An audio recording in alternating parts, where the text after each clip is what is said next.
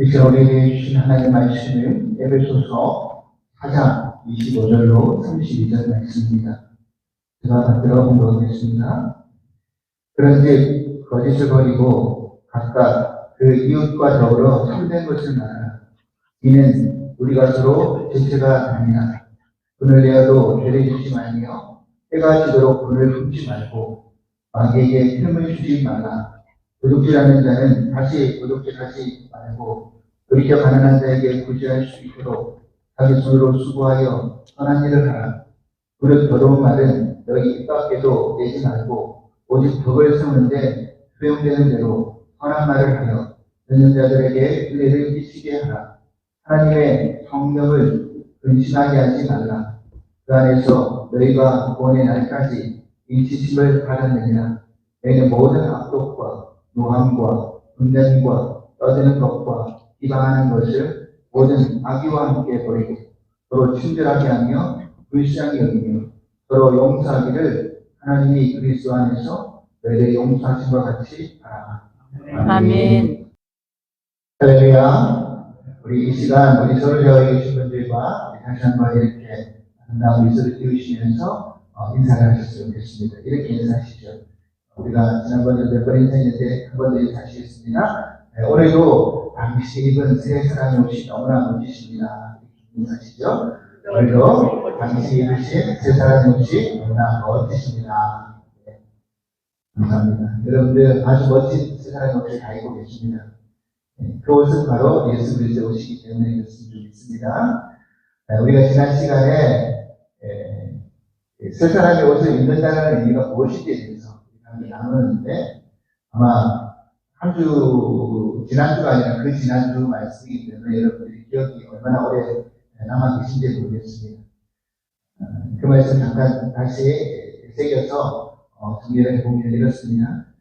우리가 이제 구원을 받았다는 것을 시청각적으로 표현을 해보자면 바로 옛사람의 옷을 벗어버리고 새사람의 옷을 입었다라고 이렇게 설명되어질 수 있다고 말씀드렸습니다. 그런데 우리가 새사람의 옷을 입었다고 하지만 여전히 우리 육체의 소욕은 여전히 남아있고 그리고 오래된 나의 육신의 습관, 구습이라고 그러죠. 이 습관은 바로 사라지는 것이 아니라는 것을 우리는 너무나 잘 알고 있습니다.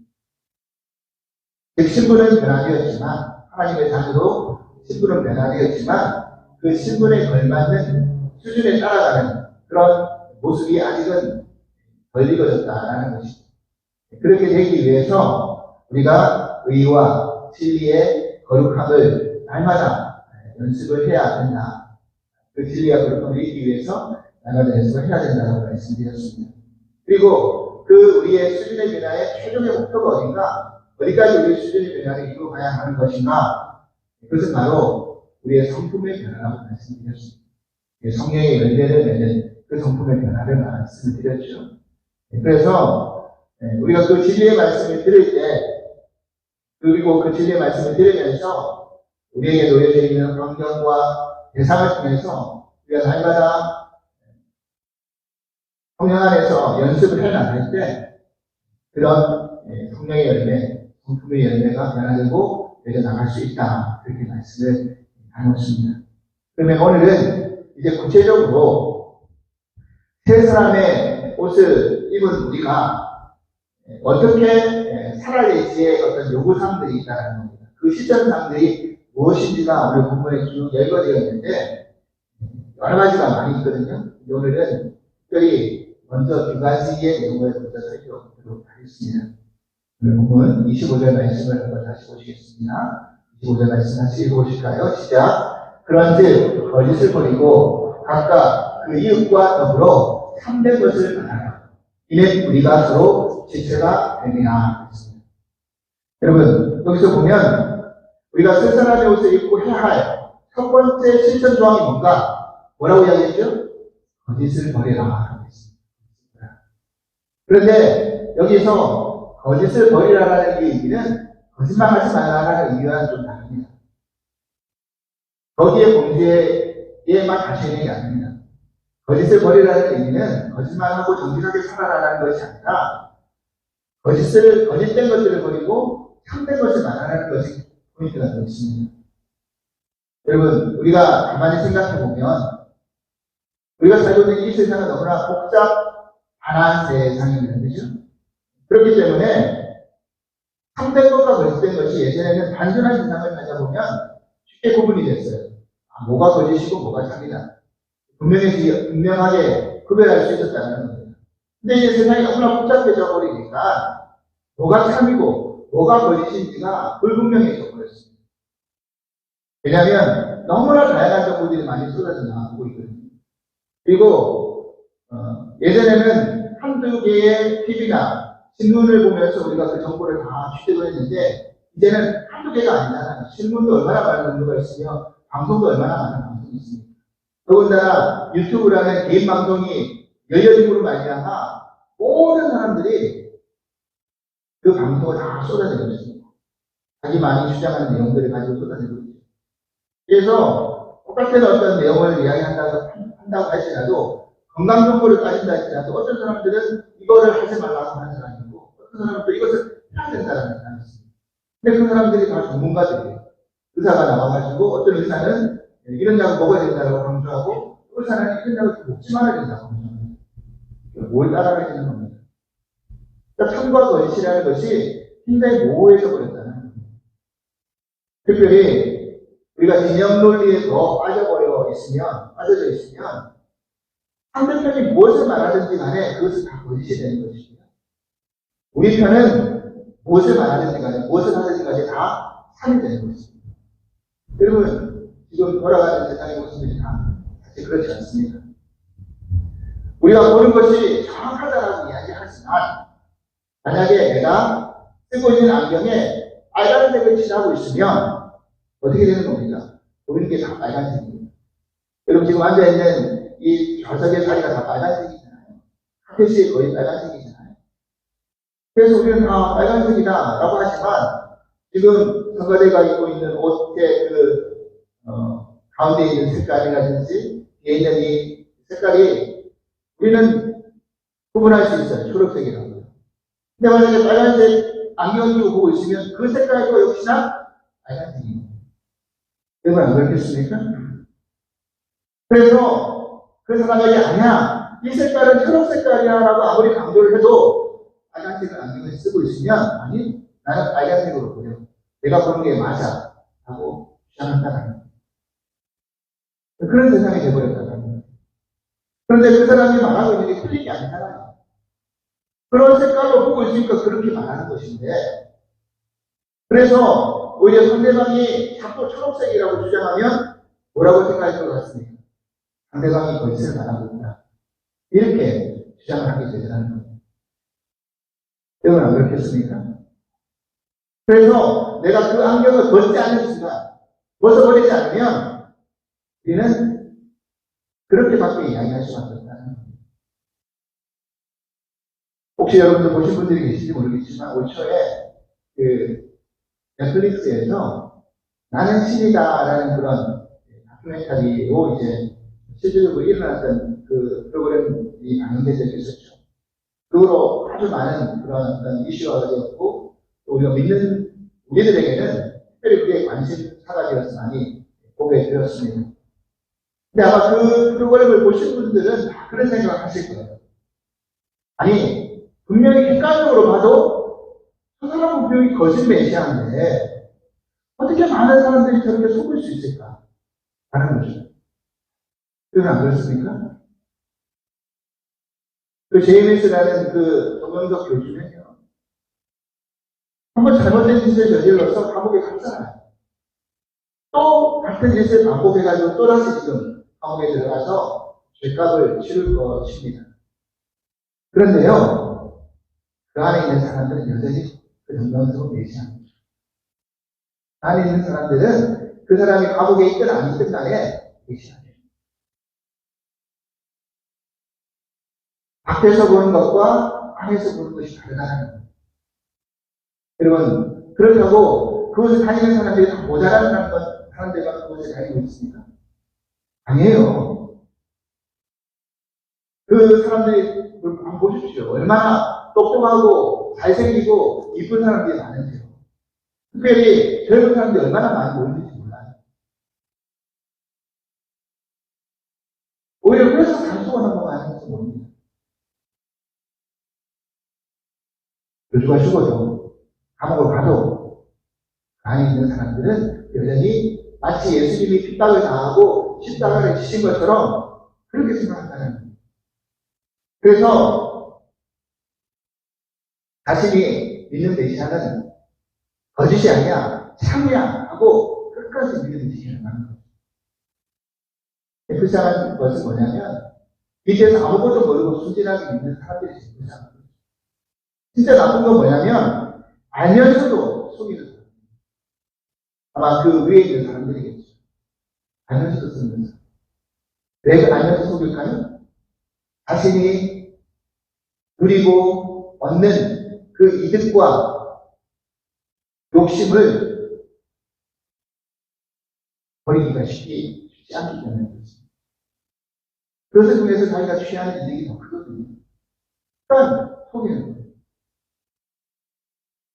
여러분, 그렇지만 분명한 것이 있다는 겁니다. 거짓된 것은 그 끝이 언제나 멸망이고 죽음이지만 참된 것은 회복이고 생명이라는 겁니다. 이것은 분명한 거라는 거죠. 그럼 예수님 보십시오. 예수님이 십자가를 지시고 죽으심을 당할 때 유대 종교 지도자들과 그 밑에 동대했던 많은 사람들은 예수님이 하는 모든 일들은, 모든 말은 다 거짓이라고 주장했어요. 근데 실제로 일어나는 일은 거짓이 아니거든요. 병든 자가 고침을 받고, 귀신 들린 자가 귀신이 떠나가고, 그리고 죽은 자가 살아나고, 많은 사람들이 예수님을 추종하고 따라가는 겁니다. 그것을 거짓이라고 이야기하기가 너무나 어렵게 돼버린 거죠. 하지만 자신의 기득권을 잃어버리기 싫은 종교 지도자들은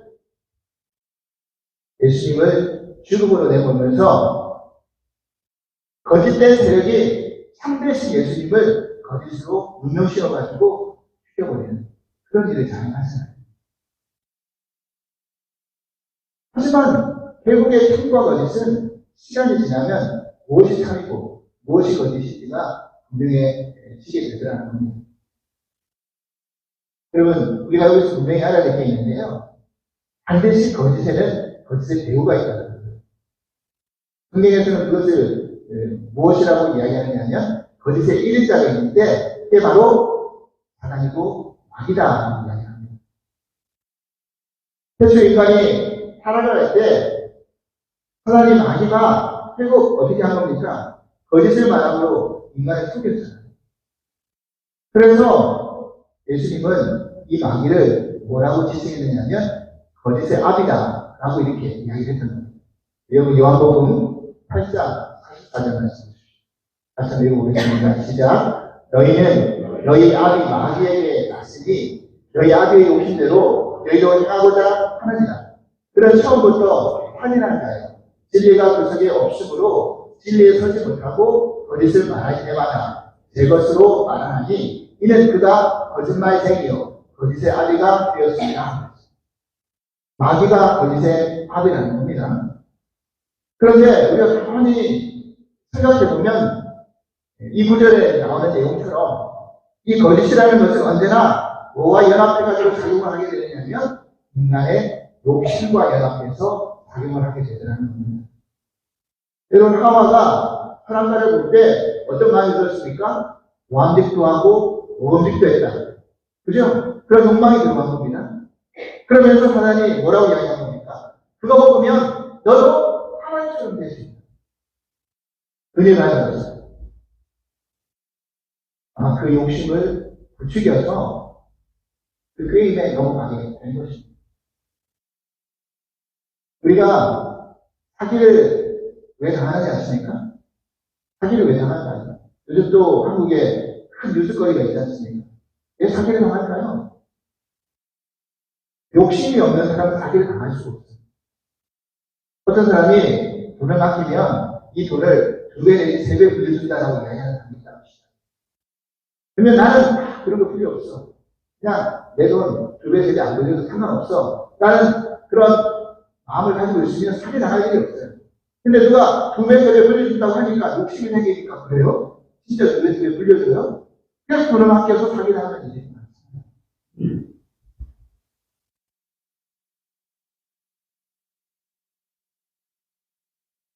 여러분, 참된 것이라는 것은 결국 진리를 말하는 것인데, 이 진리는 언제나 어느 쪽을 향해서 말을 하느냐면, 우리의 욕심을 버려라. 우리의 욕망을 멀리하라는 쪽으로 말을 하니까, 이 진리를 들어도 쉽게 믿고 싶지 않은 겁니다. 믿기 싫은 거예요. 실상을 말하자면. 좀 더 쉽게 말하자면, 믿는 둥 마는 둥 하는 거예요. 그래서 자꾸 그 진리는 나와의 욕심과 멀어지라고 합니다. 요한복음 8장 그 뒷부분을 보겠습니다. 45절부터 47절 말씀입니다. 다시 읽을게요. 시작. 내가 진리를 말함으로 너희가 나를 믿지 아니하는구나. 너희 중에 누가 나를 죄로 택잡겠느냐? 내가 진리를 말할 때도 어찌하여 나를 믿지 아니하느냐? 하나님께 속한 자는 하나님의 말씀을 듣나니 너희가 듣지 아니함은 하나님께 속하지 아니하였으리로다. 내가 진리를 말하지만 너희가 안 믿는다는 거예요. 왜? 진리는 나의 욕망과 나의 욕심과는 멀어지는 말씀입니다. 오히려 자꾸 손을 잡으려는 거예요. 말하는 게. 그러니까 우리가 하나님께 속하지 않고 세상에 속하고 육체에 속해서 그 욕심에 머물러 있으면 그 욕심의 소욕에 따라 육체의 소욕에 따라 살아가려고 하면 어떻게 된다고요? 진리를 말해도 듣고 싶지 않고 믿고 싶지 않은 거예요. 이들이 하지 않는 거죠. 그리고 여기서 우리가 한 가지 더 나아가서 생각해 보아야 되는 문제가 있는데, 거짓을 버리고 참된 것을 말하라고 했을 때 그 대상이 누구냐는 겁니다. 누구에게 거짓을 버리고 참된 것을 말하라고 이야기하고 있습니다. 오늘 본문 25절 말씀을 다시 한번 보실까요? 뭐라고 되어 있습니까? 그런데 거짓을 버리고 각각 그 이웃과 더불어 참된 것을 말하라. 이는 우리가 서로 지체가 됩니다. 다시 말해서 누구에게 참된 것을 말하라면 이웃에게 참된 것을 말하라고 되어 있습니다. 그러니까 우리는요, 나 혼자 살아갈 수 없는 그런 존재들입니다. 그렇잖아요.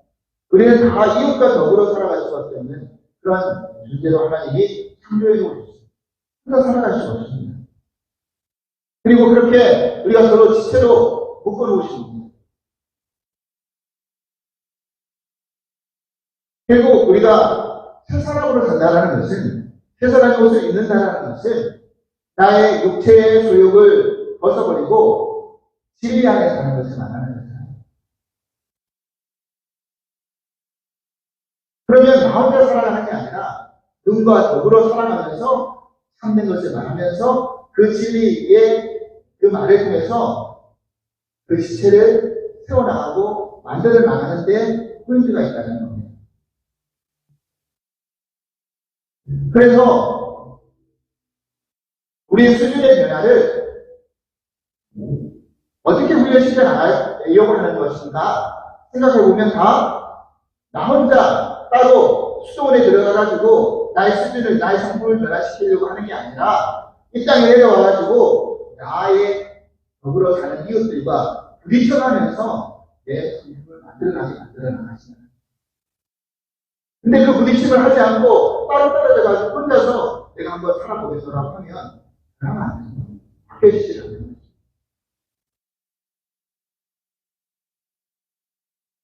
여러분, 바울이 지난 시간에 제가 말씀드렸던 것처럼 갈라디아서에서 육체의 교육에 대한 그 항목을 여러 가지로 나열했죠.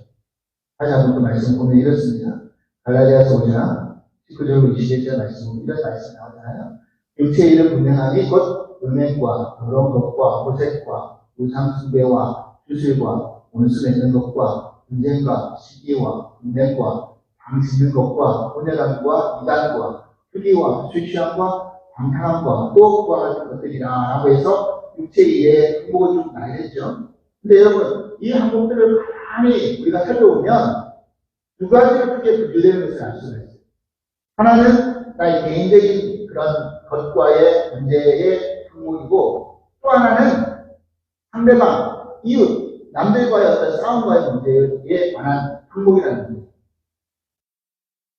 다시 말해서 나의 개인적인 문제와의 어떤 그런 육체 일을 보자면 그 일을 함으로 말미암아 우리가 어떻게 된다는 겁니까? 자신을 거비하고 낭비하고 방탕함에 빠지는 그 모습으로 살아간다는 육체 일을 할 때. 그런데 또 하나는 뭐가 있냐면 바로 이거죠. 원수 맺는 것, 분쟁하는 것, 시기하는 것, 분내는 것, 당짓는 것, 분열하는 것, 이단, 투기, 이건 다 뭐와 관계되는 겁니까? 나 개인의 문제와 관계되는 게 아니라 이웃과 더불어 부딪히는 문제 속에서 발생하는 내용들이라는 육체일이라는 거예요. 여러분, 죄의 속성 가운데 대표적인 속성이 뭐가 있습니까? 뭐가 대표적인 속성이냐면 분리시키는 거예요. 하나님과 우리 사이를 분리시키는 것이며 하나님과 사람 사이를 분리시키는 거예요. 하와가 선악과를 먹을 때, 아담이 선악과를 먹을 때 어떻게 되어버렸습니까? 하나가 버려졌죠. 그리고 아담은요, 자신의 죄를 하와에게 전가시키면서 부부 사이가 또 멀어졌어요.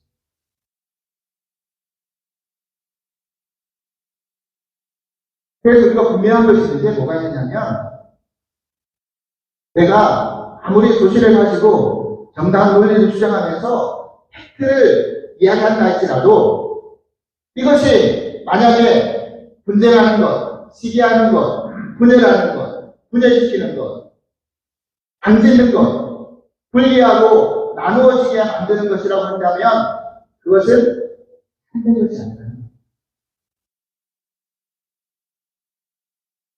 여러분, 에베소서에서 우리가 계속 지금 읽어오는 과정 속에서 강조하면서 반복하는 게 하나 있었어요. 뭔지 아십니까? 성령이 하나 되게 한 것을 힘써 지켜야 한다. 성령이 하나 되게 하신 것을 힘써 지켜야 한다. 그래서 우리가 교회로 연합하게 만드셨고, 지체로 모이게 만드셨고, 한 몸이 되게 만드셨고.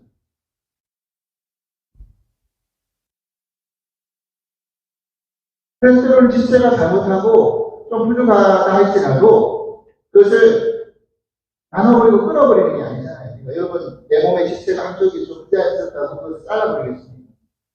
아니죠. 어떻게든지 연합해서 고쳐나가고 회복시켜 나가는데 애를 쓰게 되어 있다는 겁니다. 여러분, 참된 것은요, 죽이는 것이 아니라 살리는 것이기 때문에 그렇습니다. 참된 것은 나눠지는 게 아니라 연합하는 것입니다. 그래서 우리가 이 참된 것을 말하라는 이 표현이 그냥 말만 하라는 의미가 아닙니다. 여러분 가만히 생각해 보십시오. 이 언어라는 것이요, 말만 하는 언어가 있는 게 아니라 행위의 언어가 있어요. 행위의 언어. 삶의 언어가 있다는 겁니다. 우리가 이웃과 더불어 살면서 말만 잘하는 게 아니라 삶으로 위로하고 품어주고 용서하고 이렇게 살리는 쪽에 삶의 행위를 해나가는 언어가 있다. 그런 걸 하나도 하지 않으면서 내가 정기적인 열심만 한다고, 말만 잘한다고, 그게 참된 게 아니라는 것을 우리들에게 이야기해 주는 것이 아닌가요? 그래서 우리가 세상의 것을 읽었다고 한다면 제일 첫 번째로 해야 할 훈련이 뭔가? 바로 거짓을 버리고 이웃과 더불어 참된 것을 말해야 된다라고 이야기하는 것입니다. 두 번째로 실제 항목이 뭐라고 이야기하고 있습니까? 바로 분내를 말하는 것이었습니다. 여러분 26절 말씀, 27절 말씀 보겠습니다. 여기까지 시작. 분을 내어도 죄를 짓지 말며 해가 지도록 분을 품지 말고 마귀에게 틈을 주지 말라 그랬습니다. 그리고 이 부분을 우리가 읽어나갈 때 학자들은 이것을 어떻게 이해하고 해석을 했느냐면, 바울이 분을 내어도 괜찮다, 분을 낼 수 있다라고 말하지 않았느냐, 분을 낸다라고 이야기했습니다. 이렇게 해석하는 사람들이 있습니다. 여러분, 이거는 이제 단순히 가만히 살펴볼 때, 바울이 화를 내어도 좋다라는 그런 이야기가 아닙니다. 여러분, 우리가 아무리 새 사람의 옷을 입었어도 옛 습관, 옛 성품이 사라지지 않았기 때문에, 변화되지 않았기 때문에, 충분히 화를 낼 수 있죠. 인간인데. 그리고 하나님이요, 인간에게 기본적인 욕구를 주셨잖아요. 이 노애락이라는 그 기본적인 욕구를 주셨잖아요. 근데 기본적인 욕구를 행하는 것, 행사하는 것이 나쁜 게 아니라 그것을 어떻게 더 악용하느냐가 나빠지는 것이죠. 나쁘게 만들어가는 것이죠. 여러분, 식욕이 나쁩니까? 나쁘지 않죠. 내가 먹고 싶은 욕구가 생기는 게 뭐가 나쁜 겁니까? 근데 그것이 더 많아지고 욕심을 내니까 그게 나쁜 거죠. 폭력은 나쁜 게 아닙니다, 여러분. 그렇게 해야지만이 우리가 생산으로 통해 가지고 번성할 수 있잖아요. 근데 그것을 다른 쪽으로 더 악용하니까 나쁘게 돼버리는 거죠. 기본적인 욕구가 나쁜 게 아니라 화를 내는 것도 마찬가지죠. 분을 낼 수 있죠. 또 분도, 거룩한 분도가 있고요. 의로운 분도가 있어요. 그런데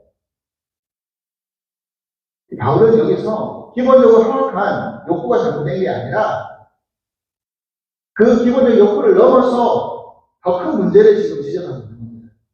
뭐 이야기하고 있는지 보십시오. 오늘 이 분을 내어도 죄를 짓지 말며 해가 지도록 분을 품지 말라는 이 원어 성경의 내용을 가만히 살펴보면요. 앞에 나오는 분과 뒤에 나오는 분의 해석이 좀 달라요. 의미가 좀 다르다는 겁니다. 다시 말해서 분을 내어도의 이 앞에 나오는 이 분은 일반적인 화에 대한 이야기입니다. 화를 낼 수 있는데 화를 내어도 그러면 나중에 나오는 이 분은 뭐냐면 복수심에 대한 그런 분입니다. 무슨 말이냐면 우리가 어떤 문제를 통해서 화가 날 수 있잖아요. 그러면 그 화가 났을 때 나를 화나게 한 사람, 나를 화나게 유발한 사람, 그 사람 내가 가만두지 않겠다라고 마음에 앙심을 품고 대갚아주겠다라고 하는 수식을 하지 말라는 그 말씀이라는 그 분을 품지 말라는 거예요. 우리가 잘 아는 그 레위기의 말씀에 이런 말씀 있죠? 레위기 24장 20절 말씀입니다. 한번 읽어보실게요. 시작. 상처에는 상처로, 눈에는 눈으로, 이에는 이로 갚을지나 남에게 상해를 입힌 그대로 그에게 그렇게 할 것이며 이 말씀이십시오. 그리고 이 말씀 제가 새벽 예배 때 한번 말씀드린 적이 있는데 기억을 하실지 모르겠습니다. 이 말씀은요, 강한 만큼 갚아주라는 복수조장법이 아니에요. 레위기에 이 율법에 나와 있습니다. 너가 당했으면 그대로 갚아줘라 라는 복수조장법이 아니라는 겁니다. 무슨 말이냐면 인간은 언제나 내가 강한 만큼 갚아주는 그런 절제된 감정을 가지고 있는 그런 존재가 아니라는 거예요. 그런 수준 높은 사람들이 아니라는 겁니다. 그런 존재가 못 된다는 거예요. 여러분, 내가 한번 머리끄댕이를 잡히게 되면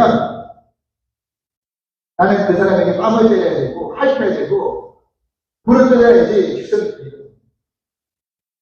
한 대 맞으면 나는 2대, 3대 때려야지 시원한 거예요. 그게 인간인 겁니다. 그런데 이 말씀은 뭐냐면 너가 강한 만큼만 돌려줘라. 근데 만약에 그렇게 할 자신이 없으면 아예 시작도 하지 마라. 그렇게 말씀을 정해놓고 법을 정해놓고 경계하는 말씀입니다. 그래서 우리가 분을 내면요, 그 분을 우리가 절제할 수 있습니까? 한번 화가 치밀어 오르면요, 내가 평소에 하지 않을 행동을 해버립니다. 시기를 던져버리고, 그죠? 누가 맞아서 다치든 안 다치든 상관이 없는 인사불성의 그런 행동을 해요. 심지어는 분이 나서 사람을 죽이잖아요. 그 분이 치밀어 오르는데 내가 분을 조절한다? 절제한다? 그럼 그게 될까요? 안 돼요. 화를 안 내보신 분처럼 여러분들 다 앉아 계시는데, 여러분 다 그렇습니까? 화내셨을 때 저들이 되시잖아요. 다 쏟아내고 하지 않을 행동 다 하게 되고 그렇게 되잖아요.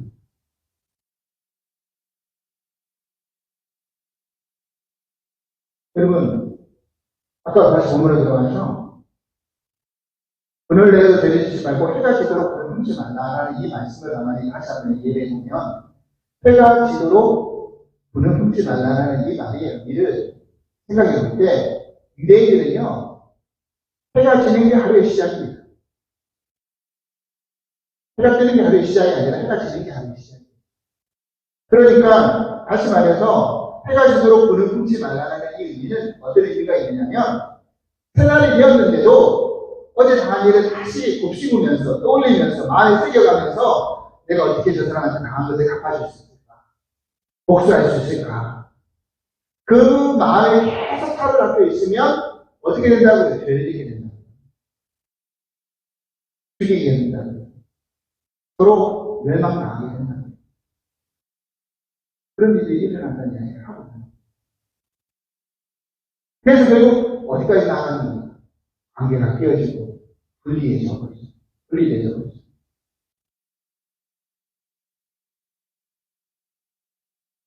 근데 여기서 우리가 중요하게 생각해야 될 부분이 뭐냐면요. 이것이 그렇게 함으로 말미암아 어떻게 연결되어진다라고 성경이 이야기하고 있습니까? 바로 마귀에게 틈을 주는 일이 된다라고 이야기하는 겁니다. 그래서 이 말씀은 우리가 지난달 우리가 새벽에 대접 기도하면서 몇 번씩 제가 말씀드렸죠. 마귀에게 틈을 주는 일. 그러니까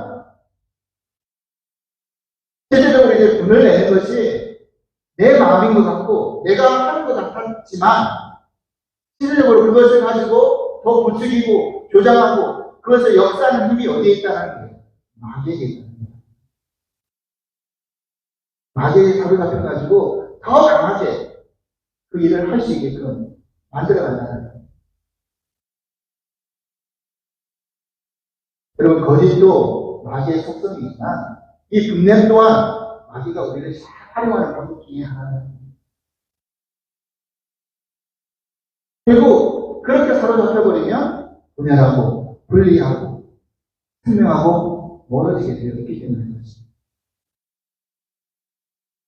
로마서 6장 말씀 보시겠습니다. 같이 한번 읽어보실게요. 시작. 우리가 알거니와 우리의 옛사람이 예수와 함께 십자가에 못 박힌 것은 죄의 몸이 죽어 다시는 우리가 죄에게 종로를 하지 아니하려 함이니. 여러분 마치 이거잖아요. 옛사람이 예수와 함께 십자가에 못 박혔다라는 이것이 지금 우리가 에베소서 말씀으로 이해하자면 뭐 어떤 겁니까? 옛사람의 옷을 벗어버렸다라는 그 표현이잖아요. 근데 로마서에서는 옛사람이 예수와 함께 십자가에 못 박혀 죽었다라고 그렇게 바꿔서 표현하는 겁니다. 그런데 그 전에 우리가 옛사람이 예수와 함께 십자가에 못 박혀 죽지 않으면 우리는 살아있는데 어떤 삶으로 살고 있었느냐? 죄의 종류를 사는 삶으로 살고 있었다라고 이야기하는 겁니다. 내가 그렇게 옛사람이 십자가에 못 박혀 죽지 않으면 그 전에 살아있었던 나는 죄의 종류를 하면서 살고 있었다. 그 말이거든요. 죄의 종로를 하면서 산다는 이 말은 결국 뭐에 종이 된다는 이야기입니다. 마귀에 종이 된다는 이야기입니다. 그래서 로마서 6장의 말씀을 그 뒷부분을 우리가 보면 지옥 같은 말씀이 있는데 보시겠습니다. 6장 16절 이하의 말씀을 보겠습니다. 우리 같이 한번 읽어볼게요. 시작. 너희 자신을 종으로 내주어 누구에게 순종하든지 그 순종함을 받는 자의 종이 되는 이유를 너희가 알지 못하느냐? 혹은 죄의 종으로 사망에 이르고 혹은 순종의 종으로 의에 이르느니라. 여러분 보십시오. 내가 무엇에 순종하든지 간에 그 순종하는 것에 종이 된다는 겁니다. 내가 돈에 빠져서 돈에 순종하면 돈에 종이 되는 거예요. 명예에 빠져서 명예에 순종하게 되면 명예에 순종하게 되는 거죠. 권력에 빠져서 권력에 순종하게 되면 권력에 순종하게 되는 거죠. 죄에 빠져서 죄에 순종하게 되면 죄의 종이 된다는 거예요. 17절 다시 읽게요. 하나님께 감사하리로다. 너희가 본래 죄의 종이더니 너희에게 전하여 주가 교훈의 본을 마음으로 순종하여. 그 다음 구절이요. 죄로부터 해방되어 의에게 종이 되었느냐. 우리가 그랬을 때 육신은 옛사람은 십자가 예수와 함께 못 박혔기 때문에 죄에서부터 해방이 되었어요. 의에게 종이 되었다는 겁니다. 예수 그리스도, 의에 계신 예수 그리스도의 종이 되었다는 거예요. 19절 이하 다시 읽을게요. 너희 육신이 연약함으로 내가 사람의 예대로 말하노니 전에 너희가 너희 지체를 부정과 불법에 내주어 불법에 이른 것 같이 이제는 너희 지체를 의에게 종으로 내어주어 거룩함에 이르라. 너희가 죄의 종이 되었을 때에는 의에 대하여 자유로웠느니라. 여러분 한번 보십시오. 우리가 죄의 종이 되었을 때는 하나님의 말씀, 예수 그리스도에 대해서 우리가 자유로워요. 그 말씀 하나도 거리낌이 없어요. 지킬 필요도 없으니까 자유로운 거죠. 들을 필요도 없으니까 자유로운 거죠. 믿을 필요도 없으니까 자유로운 거죠.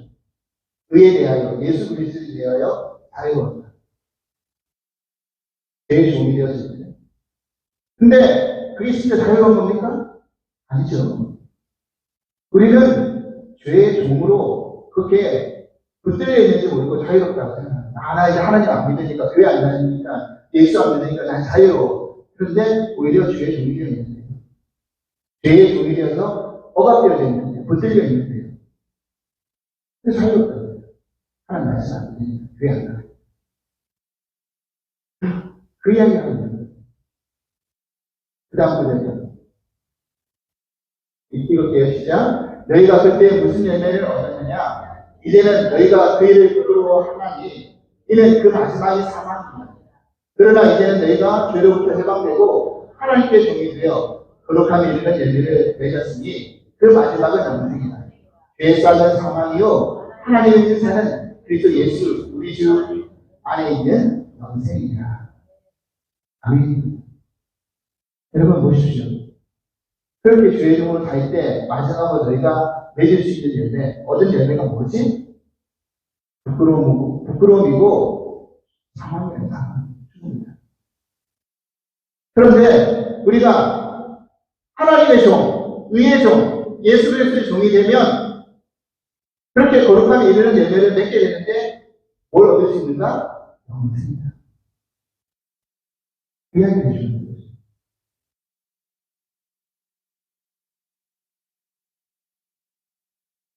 여러분 그렇습니다.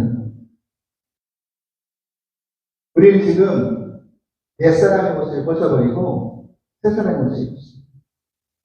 그러면 우리는 지금 누구의 종이 되어야 되는 겁니까? 누구에게 순종해야 되는 겁니까? 하나님의 말씀 앞에 순종해야 되고 예수 그리스도의 종이 되어야 되고 예수 그리스도와 더불어 살아가야 되는 겁니다. 그게 자유한 거예요. 진리가 너희를 자유하게 한다는 그 말씀이 바로 그 말씀입니다. 그래서 우리는 결국 그렇게 살아갈 때 얻을 수 있는 열매가 뭔가? 영생이라는 거죠. 그런데 그렇게 살지 못하면 결국 사망이다. 이야기를 해주는 거예요. 여러분, 그래서 우리는 이웃과의 관계 속에서 우리가 훈련하고 배워야 될 게 무엇입니까? 참된 것을 말하고 본인하더라고. 본인하죠. 왜 본인 안 합니까? 화를 요방하는 사람이 있잖아요. 그러면 생활이 되었을 때 그 분을 가지고 있지 말라. 그것을 그냥 넘어가라. 용서해줘라. 품어줘라. 이해해줘라. 덮어줘라.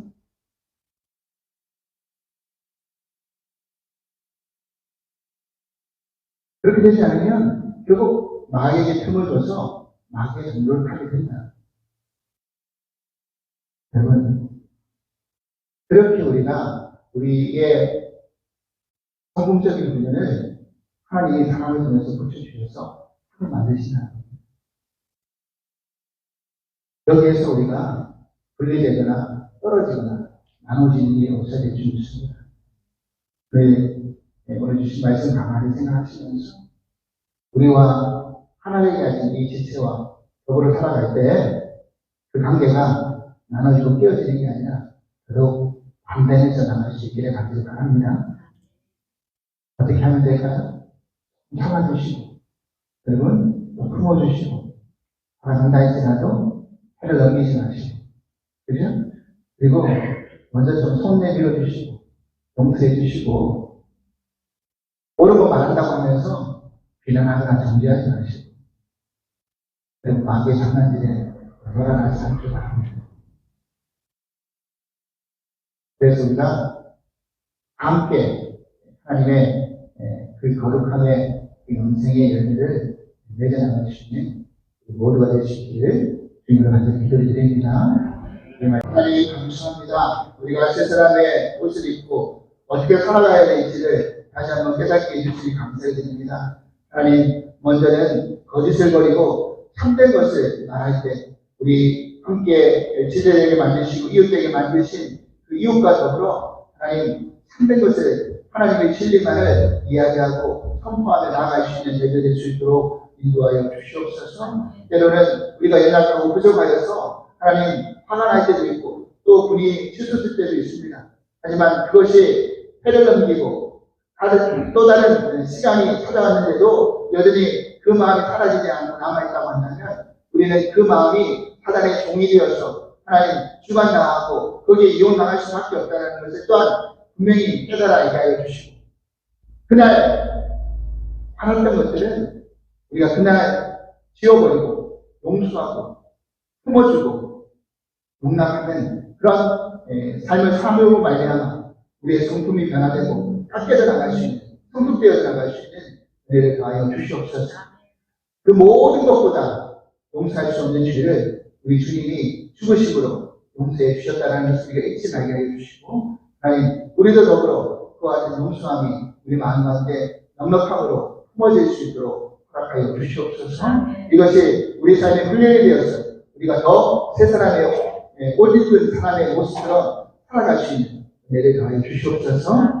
감사하며 예수 그리스도의 이름으로 기도합니다. 아멘.